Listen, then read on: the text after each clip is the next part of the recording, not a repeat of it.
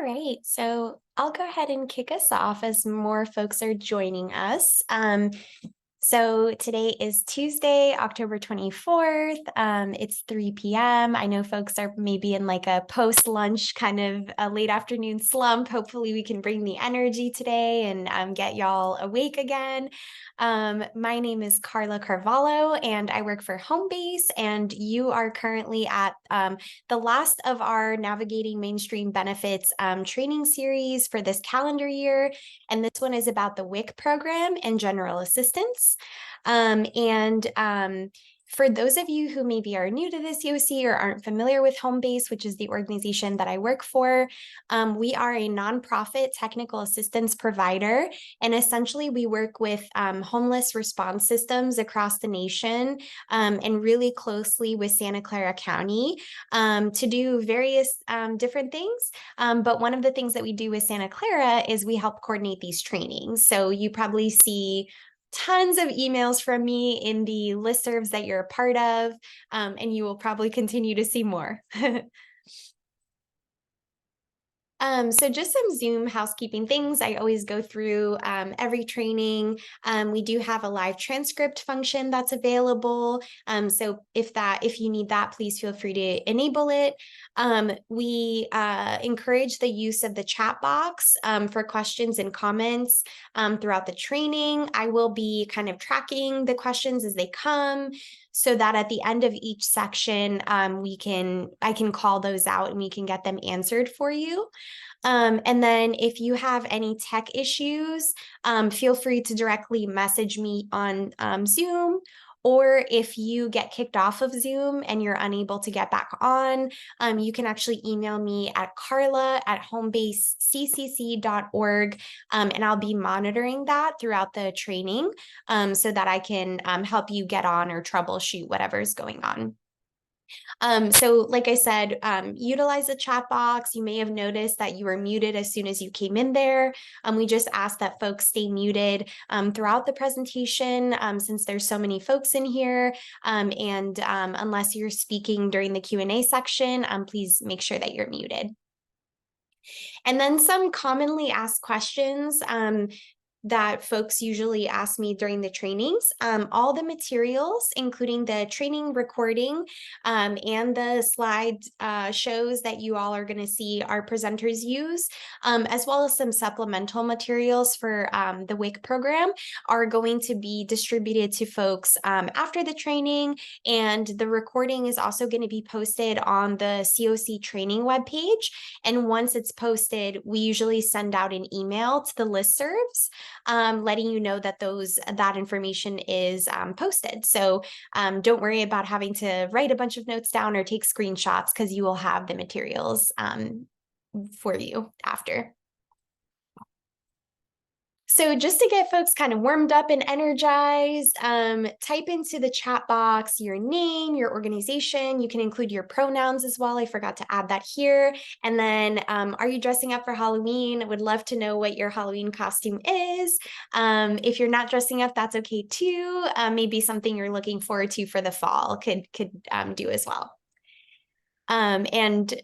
I can begin. So Carla, she, her, Homebase, and I'm going, I don't know if any of you have seen the movie Good Burger, but I'm going as like Keenan and Kel in that movie, Good Burger, with my friends. So that'll be fun.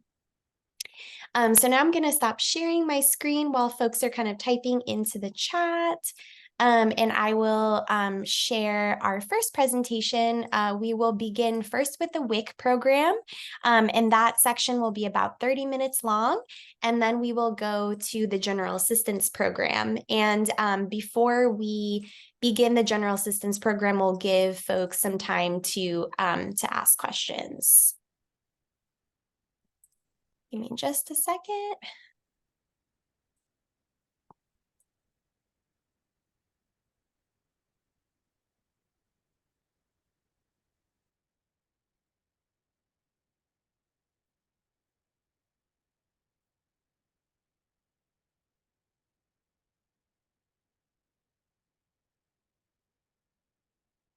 And Joycelyn, did you want to introduce yourself in the meantime while I pull up the WIC slides? Sure. Hello, everyone. My name is Joycelyn Mendoza. You can call me Joy as well. I am a supervising public health nutritionist for the Santa Clara County WIC program. I'm also a lactation consultant, and I have many years of experience in the WIC program.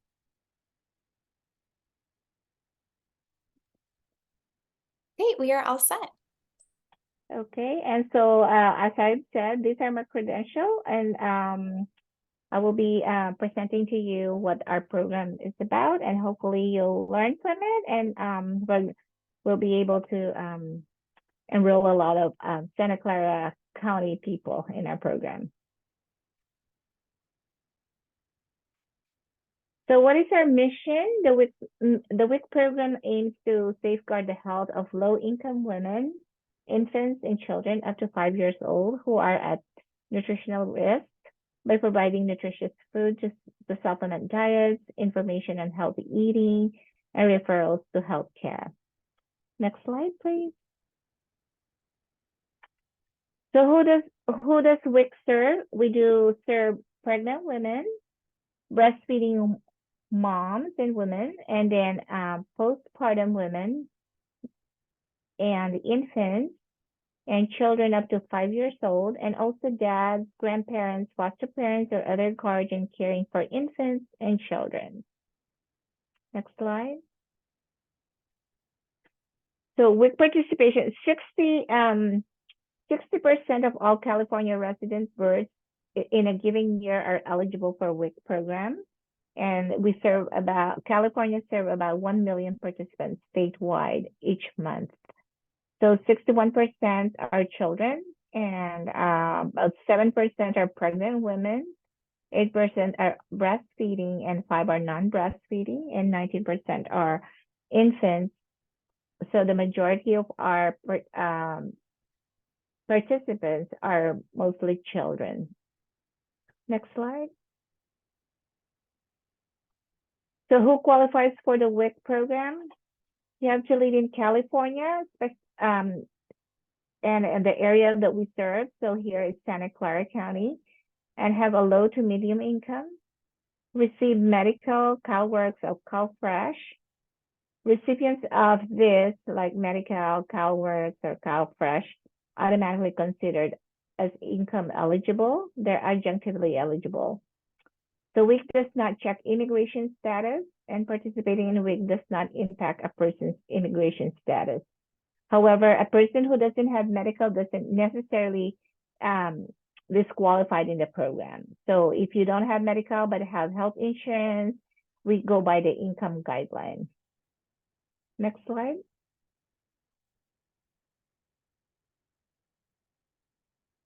Oops, next slide. Okay, there you go. Thank you. So WIC services, like I had mentioned in the beginning, we do serve breastfeeding. We provide breastfeeding support. We have our peer counseling program we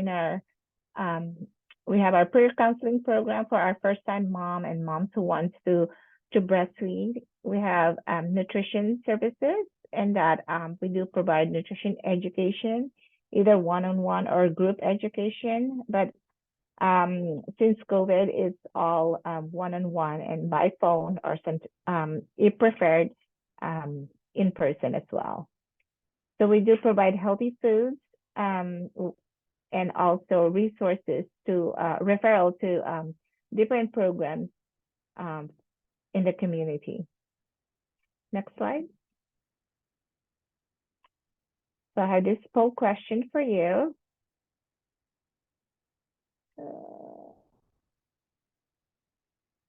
Okay, and what group makes up most of WIC's participation?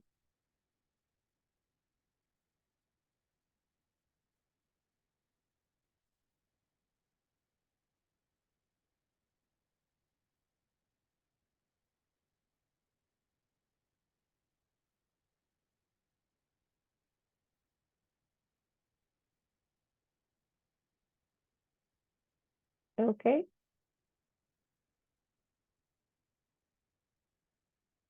Okay, 17% says breastfeeding parents, infants 30%, pregnant 22%, and children 47%. So what group makes up most of the WIC participation? It's children. You're correct. It's 61% in California. Okay, let's close this one. Okay, so what are the breastfeeding support services that we do have? We do have lactation consultant services and breastfeeding peer counseling program. So the peer counselor program is a enhanced service that we do provide to our moms who want to breastfeed their children. They get monthly contact and a week and a contact a week before they deliver, and also a week after they deliver up to 1 month of delivery, and then from then on it's every month until the baby is 6 months old. We have the breastfeeding support line for the WIC participants. They can call the number written on the screen. It's 408-794-0550. And then for the non-WIC participants, you can call the Nursing Mothers Council, and that's a 650-327-6455.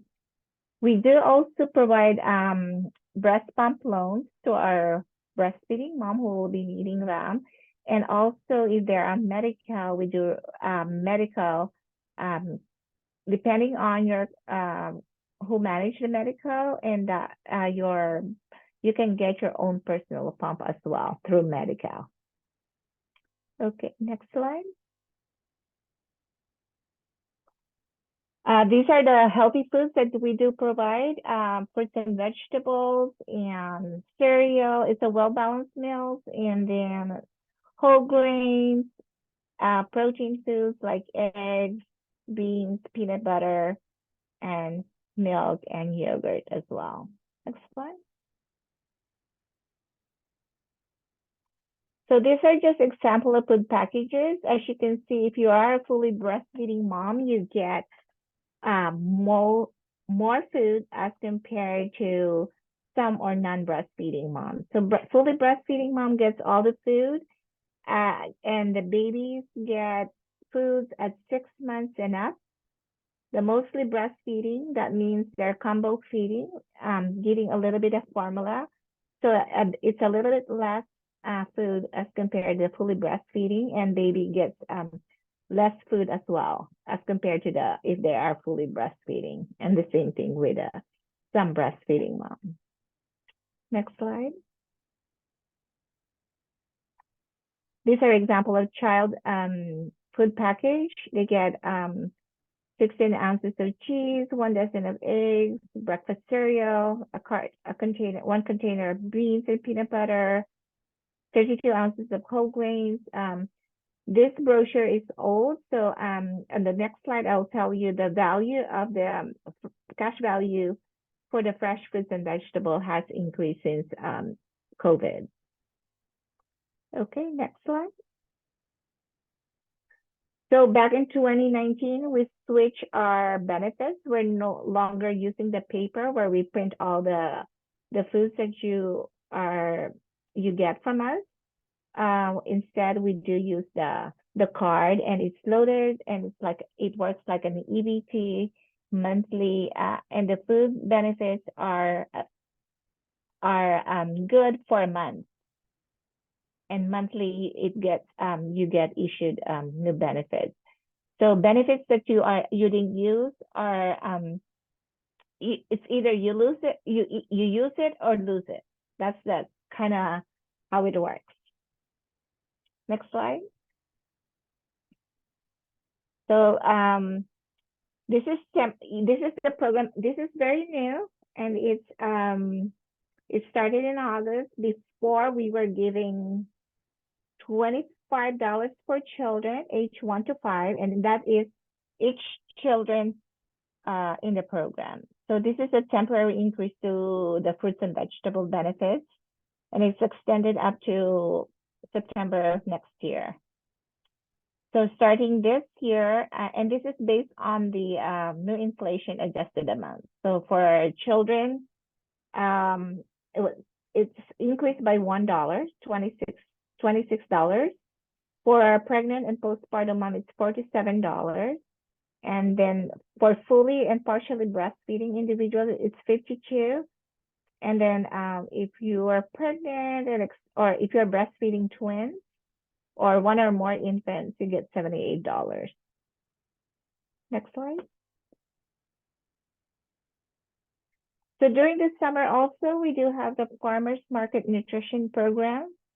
So this is the first come, first serve, and it's for each family, one booklet, a paper voucher to purchase $30 of fresh fruits and vegetables at California Farmers Market. The distribution always starts around summer during June, and it lasts until it's all gone. But the check can be used up to the end of November, and you can only use it at a qualifying California Farmers Market. And like I said, it's a first come, first serve basis, one booklet per family only. And it can be redeemed from June to November. Next slide. So we have another poll question. This is number 2. It's a multiple choice question.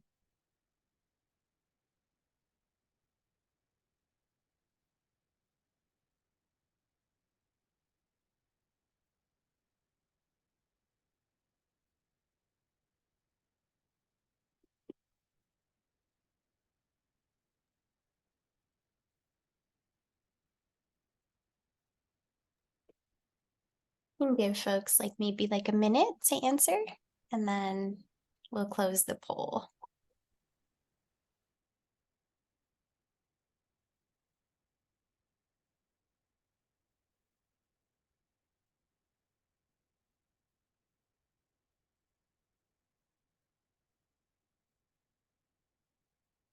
About 20 more seconds for folks who haven't answered yet.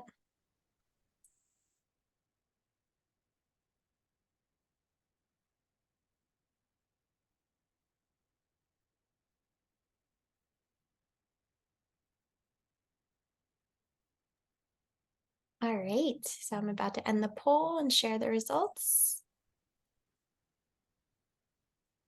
All right, you got it. It's the resources, referral sources, resources, breastfeeding, and providing healthy foods and nutrition education. Okay, next slide. Okay. So right now, during COVID time, before COVID, we were seeing all our participants in the office, but when COVID hits, all the appointments are by phone. But right now that we're opening up, our participants have a choice either by in-person or by phone appointments. The enrollments are always welcome, and our lobbies are always open to our participants and for those potential or eligible participants or applicants in the WIC program. Next slide. So making referrals, providers' role is they can complete this form, which I think will be part of the materials that we have available to you. Just make sure that you provide a patient name. You can either email it or you can fax it. And at the end of this slide, I will have the information where you can also text or call, or walk-in is always available to apply. And we have 7 offices. And by the way, there are 3 WIC agencies in the South, in Santa Clara County. I represent the Santa Clara County WIC program, and there are 2 nonprofit agencies, which is the Gardner Health Center and also the Indian Health Center. Okay, next slide. So these are the information for all the WIC agency in Santa Clara County. Public Health, Santa Clara Public Health WIC agency has 7 offices, and that's in San Jose we have 4, and then we have 1 in Milpitas, 1 in Sunnyvale, and all the way to 1 in Gilroy. And Gardner Gardner Health Services have 3 offices in San Jose, 1 in Alviso, and 1 in Gilroy as well. And the Indian Health has 2 offices in San Jose and 1 in Silver Creek Expressway. So, and all the information and all the contacts are here. It's either you can call or text. Next slide.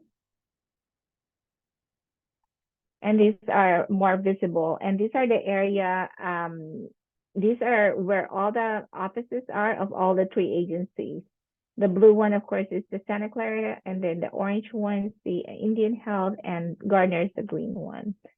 So participants can apply it, whichever they prefer to apply, which office, or where their the proximity is closest to where they live. Next slide. So we're going to have a poll question again, and this one is a true or false.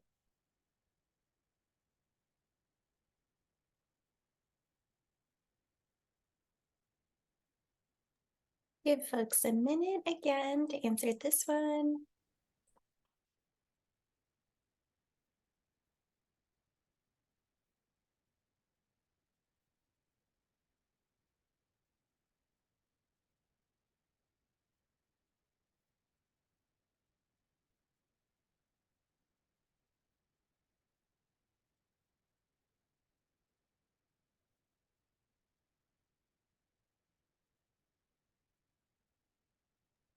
About 20 more seconds.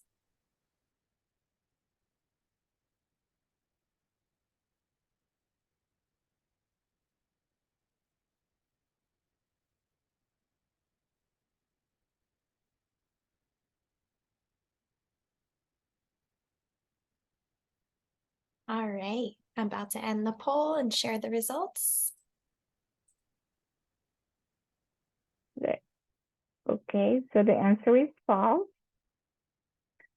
Anybody which belongs falls in those categories that we do serve can walk in and be do a self referral if they're interested in applying for our program.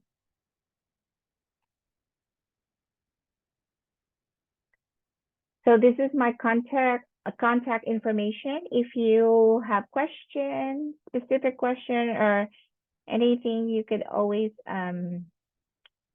email me or call me.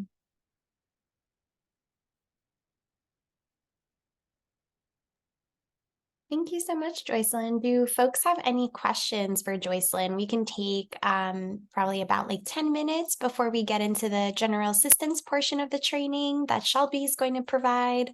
But if folks have any specific questions related to the WIC program, we can take some time. And feel free to unmute or pop them in the chat.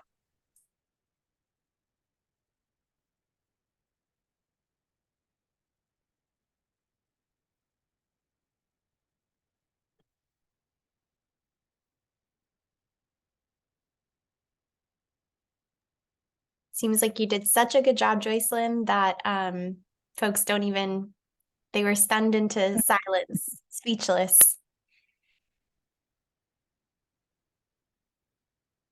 You just explained it so well, thank you.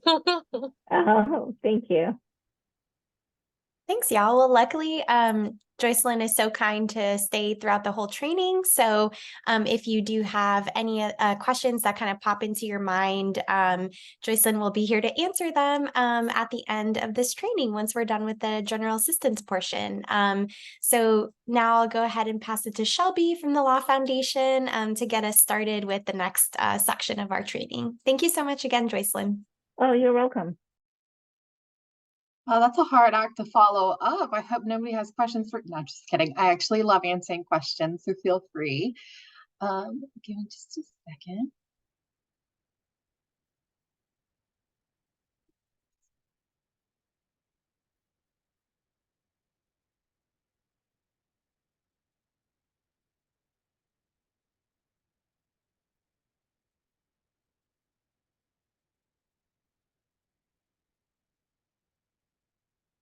Okay, can everybody see my screen? Okay, great. So this is the General Assistance Program. My name is Shelby Rogers. I'm a JD advocate. I work for patients' rights advocacy as well as public benefits. And so our organization is the Law Foundation of Silicon Valley.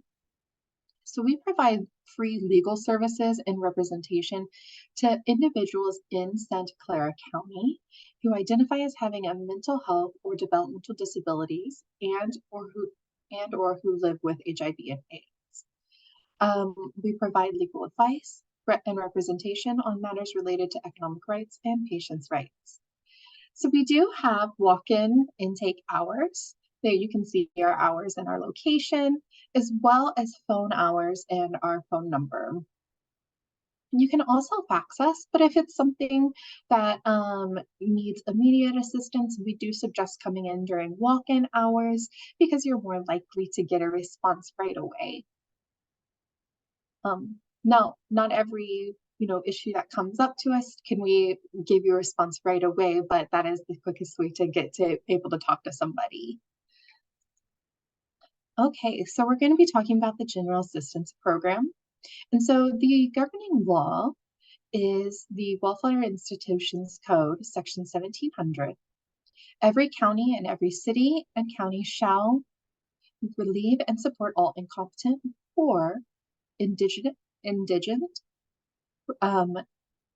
persons and those incapacitated by age, disease, or accident lawfully resident therein. Sorry, my reading skills.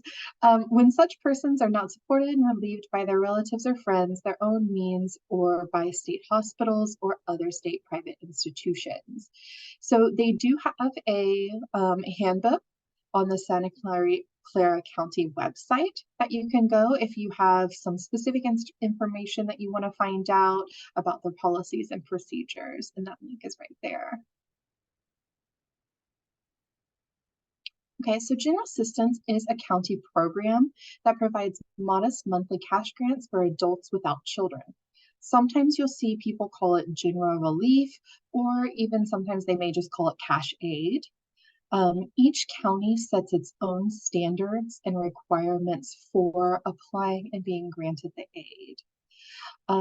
So benefits can be anywhere from $11 to $343 per month, and that would be the maximum that you would be able to get.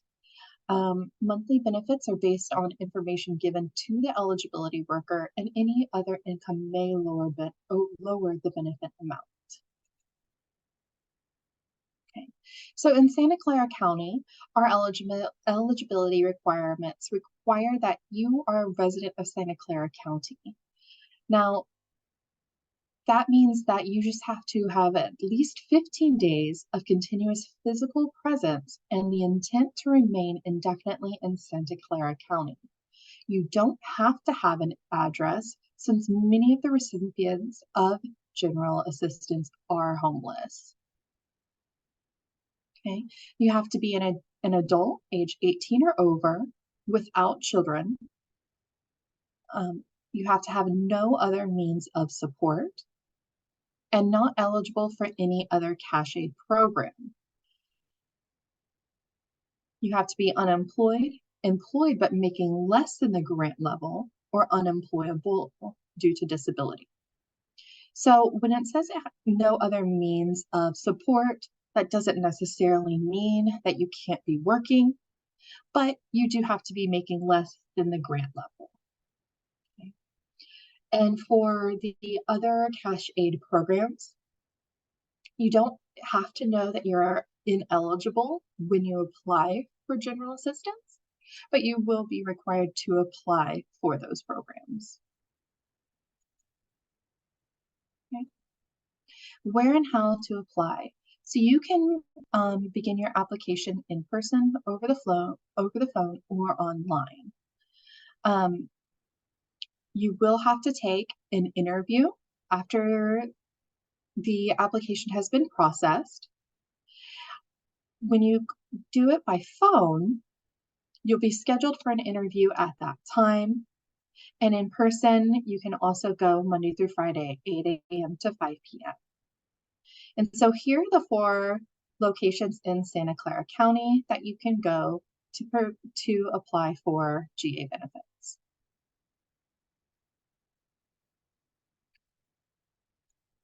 Client, sorry.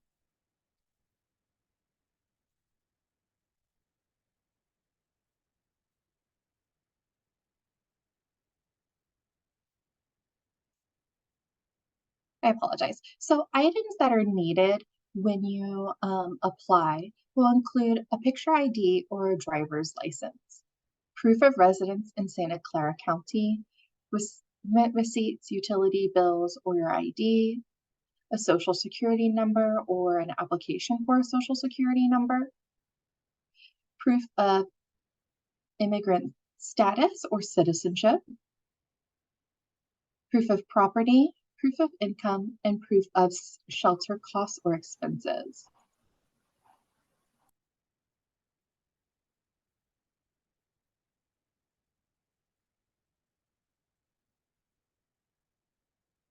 Okay. So the benefit amount that you can receive, like I said, goes up to $343. So that maximum benefit level was effective back in 2016, and that is for one person living alone. One person living with others can be between 257 and 292. A husband and wife living alone would be 460. And then a husband and wife living with others would be 345 to 391. And then one person residing in a state licensed board and care home would get $929. So as you can see, part of the payment would go directly to the care home, and then the payment to the client would only be $28, and that's to cover their expenses there. Okay, so again, with the one person living alone though, just be aware that if you do have income and you qualify for general assistance, this number could be lower based on the amount of your income.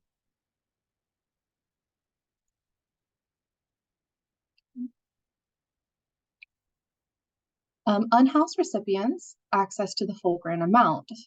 So for a long time, they weren't Santa Clara County was not providing unhoused recipients the full GA rate of $343. This was due to the fact that unhoused individuals did not have any rent expenses. However, organizations did a lot of advocacy with the county that would allow them to get the full grant amount. So when you get general assistance, the county must offer unhoused individuals a shelter, a motel bed, and if accepted, they would reduce the grant amount accordingly. If they decline a bed and has a legitimate reason for declining, the individual would get the full amount of general assistance, which is the $343. So some examples of what they consider to be a legitimate reasons would be if you have a support animal and the shelter won't allow it, or they have a past trauma that's triggered by staying at a shelter or a motel.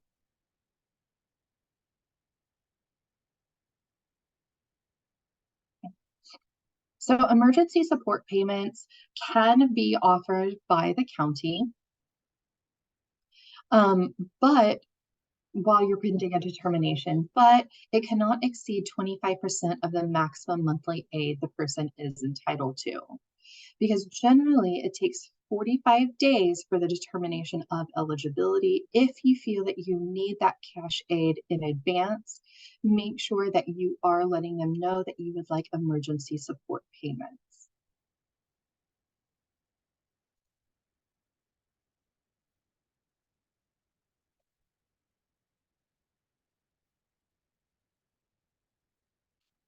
So I apologize, my screen went away. Was just about to let you know. Oh, goodness. It's okay. We get to have a little Zen break with this picture. Well, I'm so glad it's a beautiful one at least. Awesome. Confirming we can see your presentation now. Great, thank you. Sorry, everybody, I'm not very good with with technology.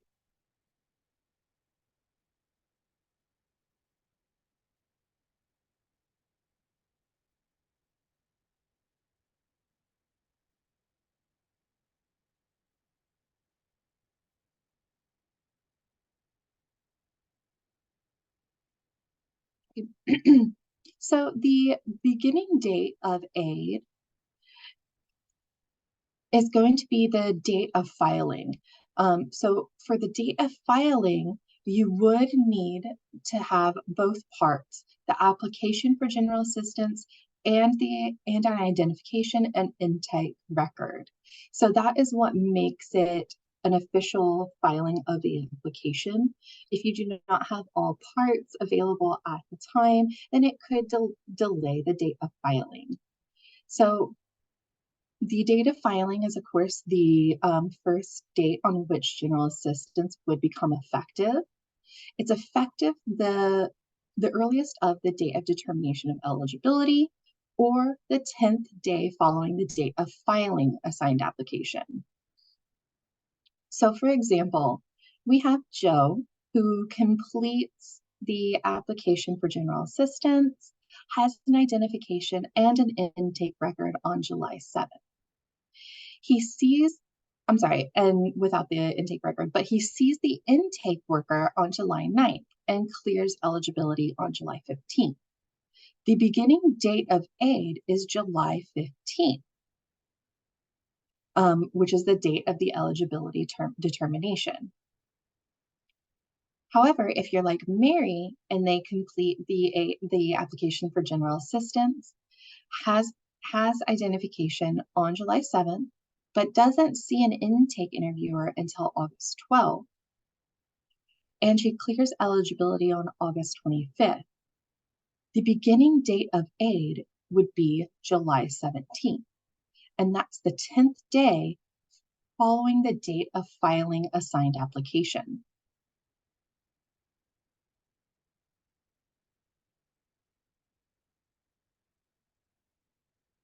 Okay. You can have payments sent directly to your landlord if you're granted assistance. You can receive your personal needs amount and have the remainder of the maximum GA grant sent directly to the landlord.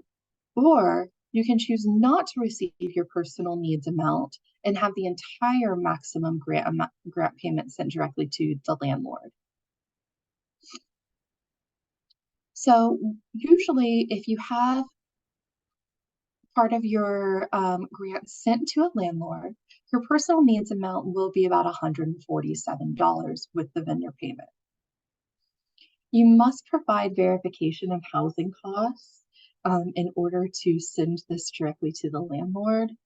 And so that can be verified through if it had been reported to the IRS, it went to a state franchise tax board, or the landlord has an income form of W-9 form or a client's housing assistance statement form.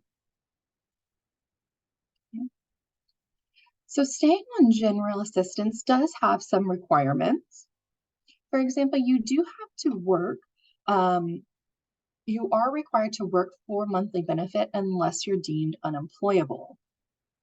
So you must make, this doesn't necessarily mean that you have a job, but it does mean that you have to make a good faith effort to make 24 contacts every month. Okay.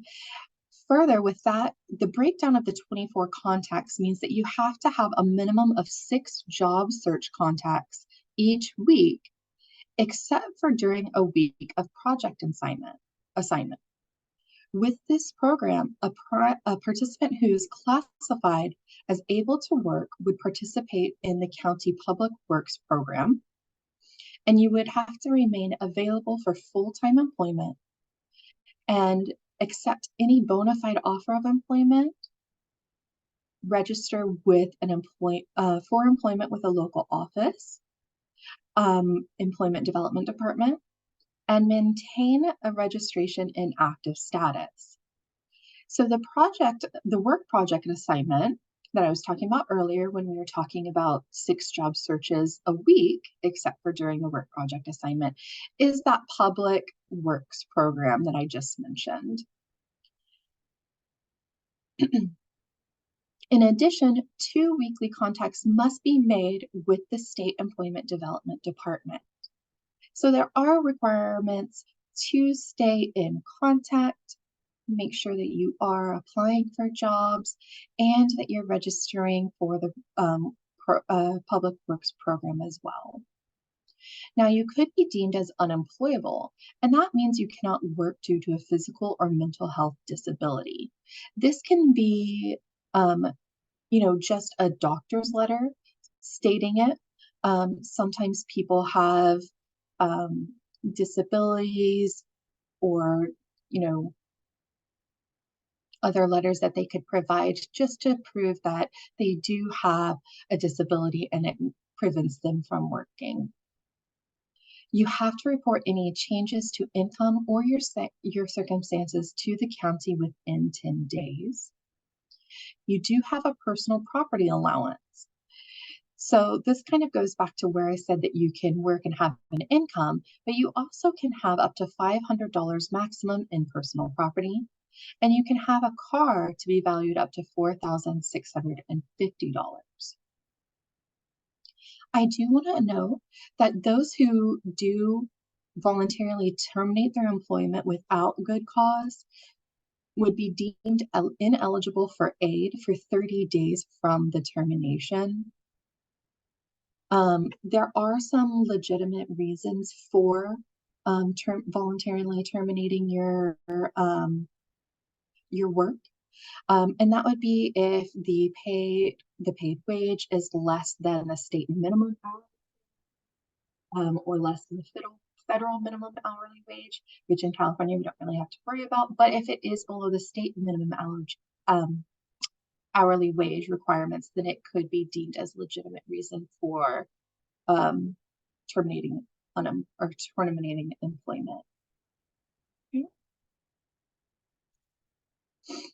So there are due process requirements.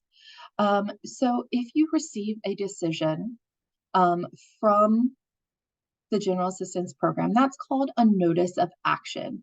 Every person will get a notice of action. There's also a paid pending, and you have hearing rights. For example, if you receive like a termination, a reduction in aid, or they deny your application for general assistance, you have a hearing right. And then, as you can see on here, we kind of show you what that notice will look like. It will be on the back side of your notice of action.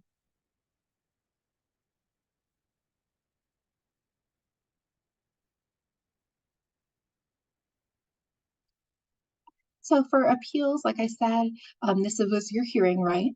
That means like denials, your benefits have lowered, or it's less than expected, they've terminated or stopped them, or if they say that you have been overpaid or overissued monies from the General Assistance Program. You have multiple ways that you can make an appeal. You can go in person, deliver it by mail, fax, by phone, or online.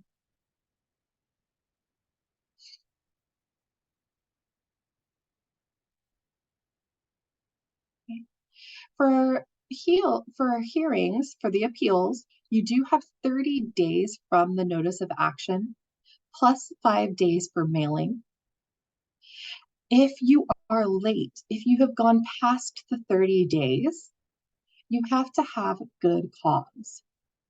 Good cause can be things like you didn't receive the notice of action, or something occurred that prevented you from submitting an appeal, that sort of thing. If you have a specific situation, I would suggest contacting an advocate or a legal representatives to see, or a legal aid organization to see if they can help you determine if you had good cause. So aid paid pending. What that means is that if you are appealing and planning to have a hearing, you can continue to get your payments from general assistance while you wait for a decision. This one does have a different requirement for how soon you have to send it in. And in this case, it is 7 days of receiving the notice of action. So I apologize, 7 days for mailing plus the 5 days. A hearing will generally be scheduled within 45 days, and a decision would then be issued within 90 days.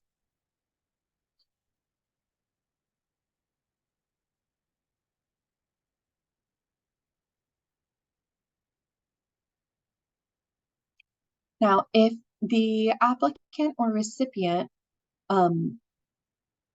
or the general assistance program manager is dissatisfied with a decision by the hearing officer, they may request an administrative review by the director of social services agency or their representative.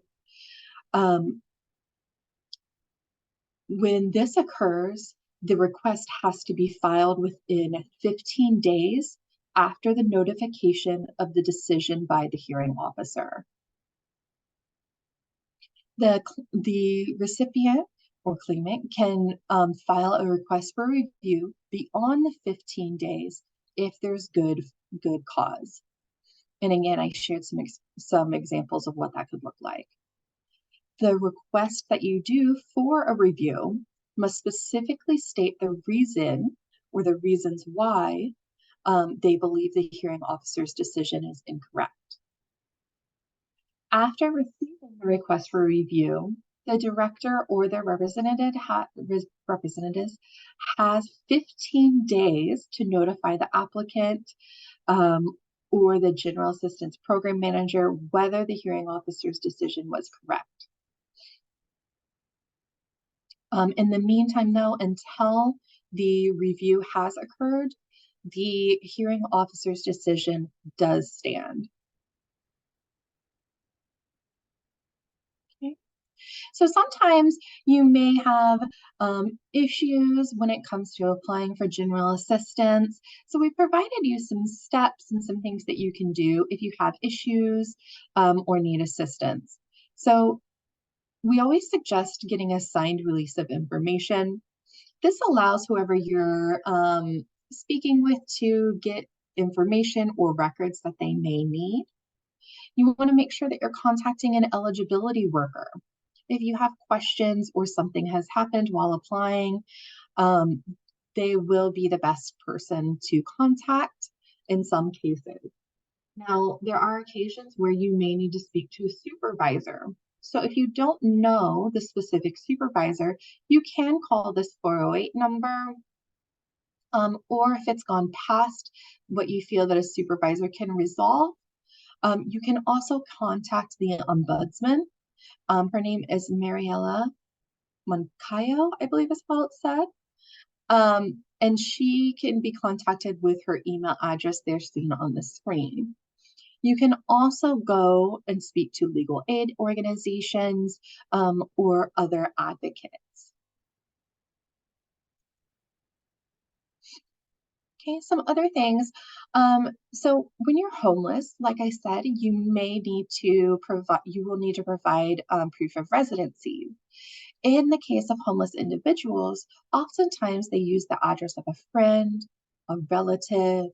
They may have a P.O. box in Santa Clara County. They can also use the social services district office. So this is where they would have their mail sent. And when they did apply, this of course would be where the decision is sent as well. There are home visits if an applicant is unable to come to the general assistance office for the initial interview. You can also choose to have it by phone. They do have language access. I know that they have the main some of the five, I believe it's the 5 top languages in our county, which I believe is Spanish, Mandarin, Vietnamese, of course, English, and then I apologize, I've forgotten the last one, but if somebody needs to know specifics, they can contact the General Assistance Office to see if they have that language. So if you have a landlord who's not wanting to fill out the W-9s, they can complete the Client Housing Assistance Statement, and a payment will be issued via a warrant to the landlord. So again, this goes back to proof of a shelter, or that you have a place that you're staying at. So there are some common myths, including that general assistance is a loan. Since January 1st of 2014, benefits received are no longer considered loans. There are, however, cases where you may have to pay back the county. If you are eligible or approved for SSI for the months you receive GA, that would have to be paid back to the county. If you've been overissued benefits, that would also have to be paid back to the county. For example, if your SSI application, your Supplementary Security Income application, is approved, the county would recover the money from your initial retroactive SSI payment. If you're not approved for SSI, the county will not recover the funds unless you've been overissued benefits. So while it's not a loan, there are times where you would have to pay it back.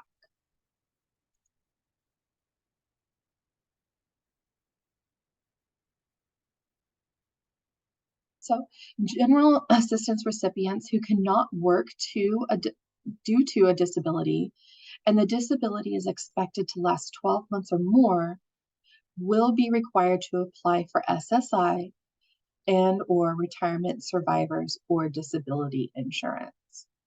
So this goes back to when I said that you can't be eligible for other programs, other cash aid programs specifically.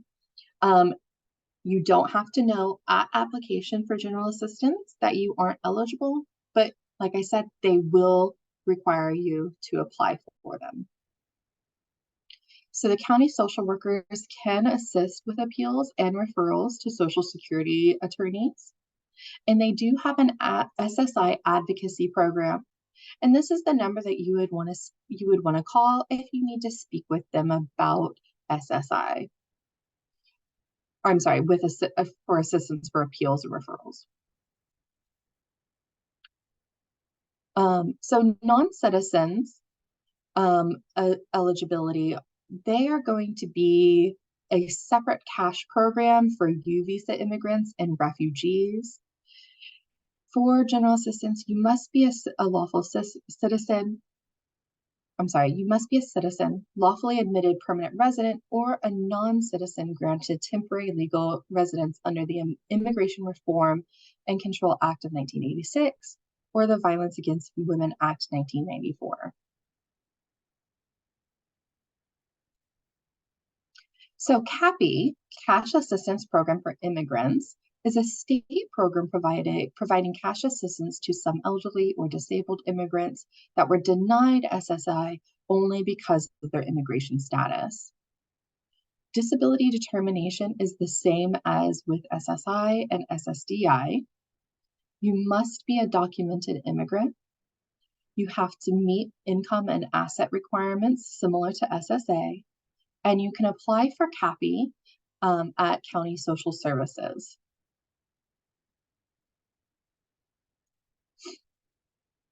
So the Interim Assistance Reimbursement Program, this is the program that I told you about where you may have to pay back general assistance. So this only applies when you have had a SSI or CAPI application granted. If approved for SSI or CAPI, the amount of cash aid paid prior to approval will be taken from the retroactive SSI and CAPI payment. happy, will notify you of the money that they have received, the money that the county received to pay back general assistance on their notice of action. For SSI, they will collect it. I apologize. They will have a separate apportionment form, and it will list a breakdown of the amount retained by the county, and it should be sent to you within 10 days of the issuance of benefits. Okay. And here is a look of that form that I was telling you about. This is the notice of action and right to request a state hearing on interim assistance. So just like with your GA application, you do have a right to have a hearing and due process. So they have to send you this form if you've been approved for SSI. It should provide a breakdown of the money that they have received and what it was used for. And it should also include your hearing rights on the back side.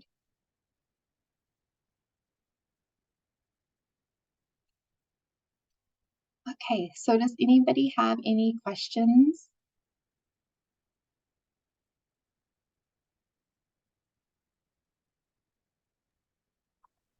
How is it different from TANF, or are they the same programs?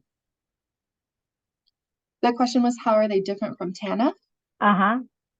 So these are separate programs. If you're wanting to know the exact differences, I would have to look those up because I'm not familiar with the TANF program, but they are Okay. separate. Yeah, okay.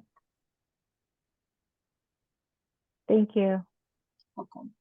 I had a question. I noticed the numbers for the GA presentation were a little higher than what we're seeing for most of my clients that are low income. Most of them, single individuals, are only getting 150. And I was wondering if there's a way that, other than, I know that they can get additional assistance if they have rent and they have to pay PG&E. Is there any way to increase their individual benefit as well? So I'm not sure about that because each of the counties do have different requirements to determine how much individual money they are getting.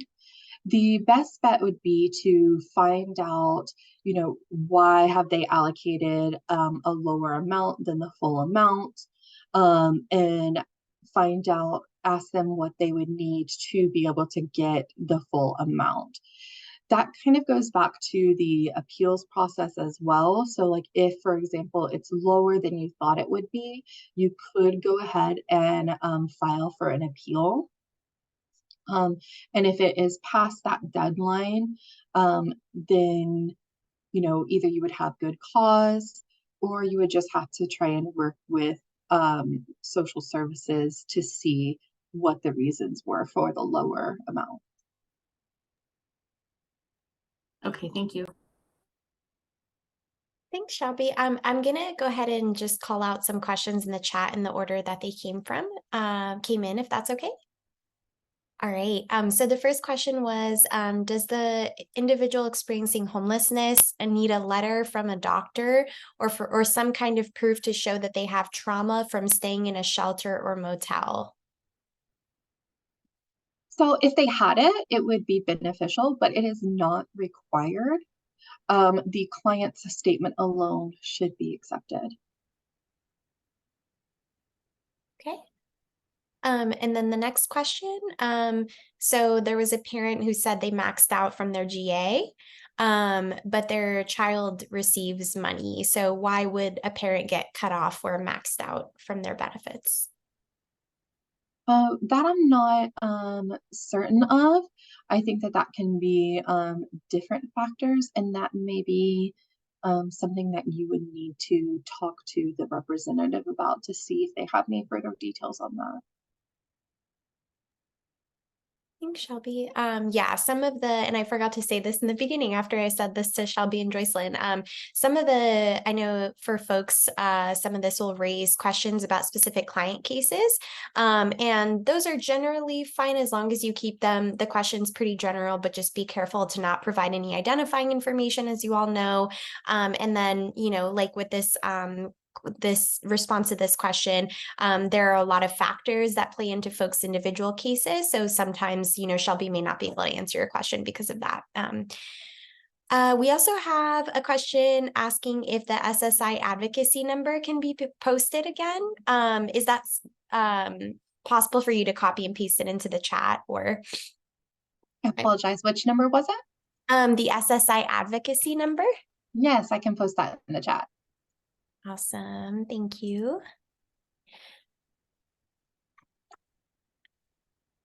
And then we had another question, for GA to pay the landlord, will they pay back rent from previous months? Back pay rent from previous months?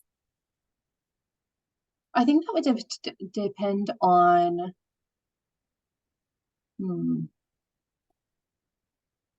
was the person just approved for general assistance? And they're asking if GA can pay back before they were approved?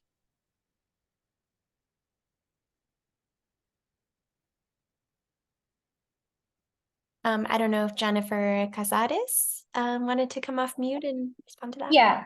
So say like we first opened up and then they have a back rent from when they moved in, and we are trying to get all their GA applications in, or at least the landlord papers in, and their rent is getting built up. Will the GA pay their back rent? Let me get back with Carla on that.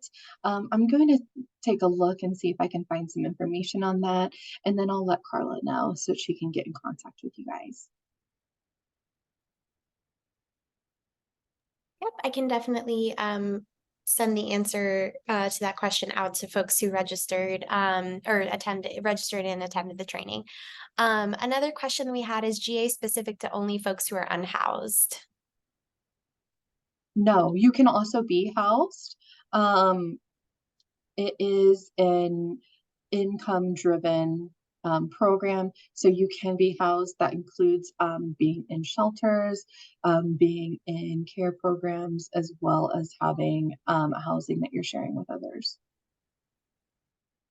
Perfect, thank you. The next question is, to apply for general assistance, can the client use a photocopy of the Social Security card and a copy of a passport from another country, for example, China?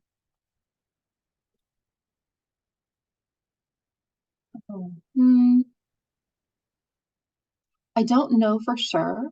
I can say that most organizations, most agencies, I mean, are probably not going to accept a photocopy of the documents. They're going to need the physical copies of, the physical documents, but I can't say for sure, but I can see if I can find out, and again, let Clara know about that.